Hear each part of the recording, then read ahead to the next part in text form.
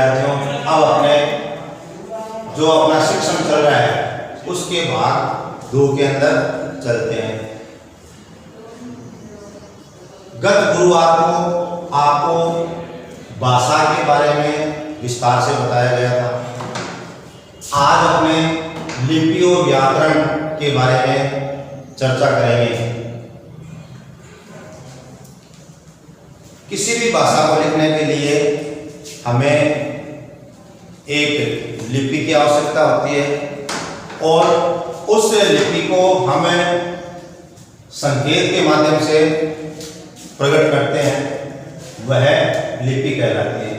इसकी सटीक परिभाषा दे सकते हैं आपने। किसी भी भाषा को लिखने के लिए संकेत की आवश्यकता होती है और वो संकेत ही उसे भाषा की लिपि कहलाते हैं। भारतीय संविधान में हिंदी को राष्ट्रभाषा के साथ साथ राजभाषा यानी देश हित के अंदर जितने भी कार्य संपन्न होंगे वह राजभाषा से और हिंदुस्तान के अंदर निवास करने वाले सभी भारतवासियों के लिए एक भाषा राष्ट्रभाषा निर्मित, तो इसी को हमारे द्वारा स्वीकार किया गया है। केंद्रीय हिंदी निदेशालय ने हिंदी भाषा की लिए देवनागरी लिपि को निर्धारित किया गया है और इसका मानक रूप भी हमारे सामने व्यवस्थित रूप से रखा है। स्वर यानी ऐसे अव तक और अंग जिस पर बिंदी लगती है, आप सीधे साधे शब्दों में उसको कहते हैं बिंदी।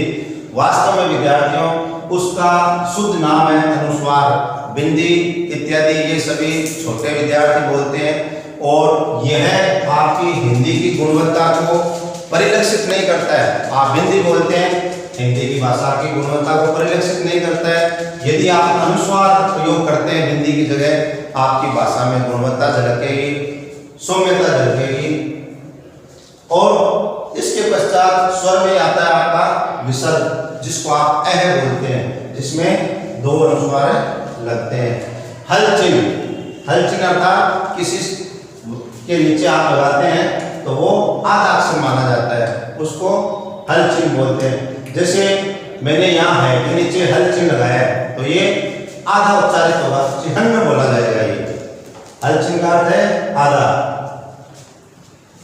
ये हमारे देवनागरी लिपि और हिंदी भाषा के लिए केंद्रीय हिंदी निदेशालय ने इनका मानक रूप रखा है।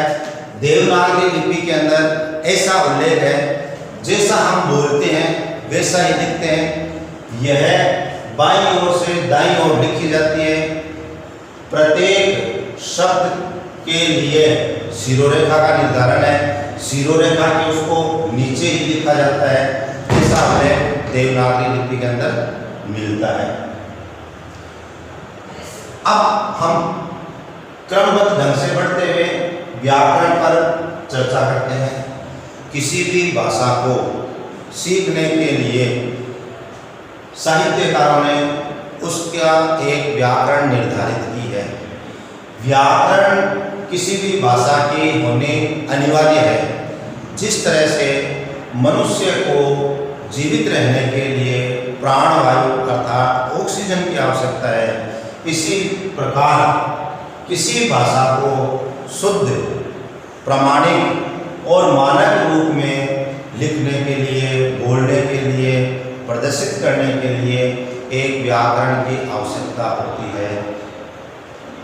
उसी की परिभाषा के बारे में हम आपसे बात करते हैं। वह शास्त्र जो हमें किसी भाषा को शुद्ध पढ़ना, लिखना तथा बोलना सिखाता है, वह व्याकरण कहलाती है। उदाहरण के लिए यदि व्याकरण नहीं हो तो हम क्या करेंगे? सरिता खाना खाता है। यदि हमें व्याकरण का बोध नहीं है तो हम स्त्रीलिंग और पुल्लिंग में विभेद नहीं कर पाएंगे। व्याकरण का ज्ञान है तो आप इस वाक्य को इस प्रकार लिखेंगे, बोलेंगे, उद्भाषित करेंगे।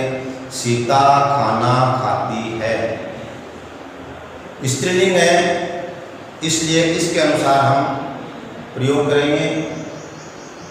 कहने का तात्पर्य यह विद्यार्थियों की भाषा के लिए व्याकरण पक्ष से बहुत होना जरूरी है।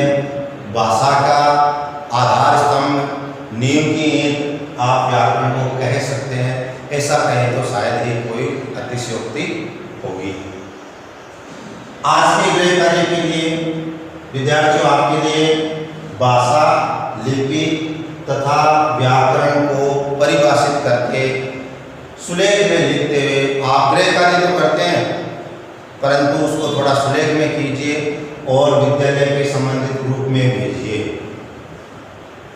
सामान्य रूप से आपको प्रतिदिन एक विषय का ऑनलाइन वीडियो दिया जाता है और वह वीडियो आपको अध्ययन के अंदर उपयोगिता सिद्ध करता है। इसलिए आप इस ऑनलाइन शिक्षण को आप हल्के में नहीं लें, ठीक ढंग से समय समय पर इनका प्रत्युत्तर दें। यही अपने सभी के हित के अंदर